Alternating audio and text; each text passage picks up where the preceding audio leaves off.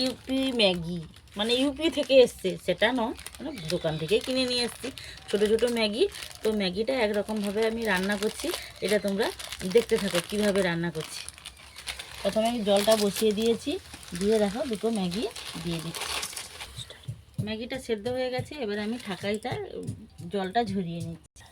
Sauce আর mayonnaise নিয়েছি, এবারে Maggi মশলাটা যে ছিল সেটাও আমি এর সঙ্গে মিশ্রণ করে নেব। বসিয়ে দিয়েছি, দেখো এখন গ্যাসের যা অবস্থা, যা কিছু করতে হচ্ছে সবই উনুনে করতে হচ্ছে, তাই হচ্ছে গ্যাসে উনুনে আমি কড়াটা বসিয়ে দিয়েছি। এই দেখো ঢেলে মিশ্রণ করে নিচ্ছি। দেখো আমি পেঁয়াজ আর টমেটোকে একটু ভালো করে গ্রেট করে নিয়েছি, আর কড়াইতে একটু তেল দিয়েছি। এবার এটা আমি দিয়ে একটু নাড়িয়ে ভেজে নেবো আর কি। দেখো একটু লাল লঙ্কার গুঁড়ো দিয়ে দিলাম, মিশ্রণটা আছে মিশ্রণটা ঢেলে দিলাম, একটু স্বাদ মতো নুন আর একটু সবজি পাউডার দিলাম, আর দেখো ব্রেডটা কেটে রেখেছিলাম এতে দিয়ে দিলাম, সঙ্গে ম্যাগিটা সেদ্ধ ছিল সেটাও দিয়ে দিলাম। এই দেখো এবার হয়ে গেছে, আমি নামিয়ে নিচ্ছি।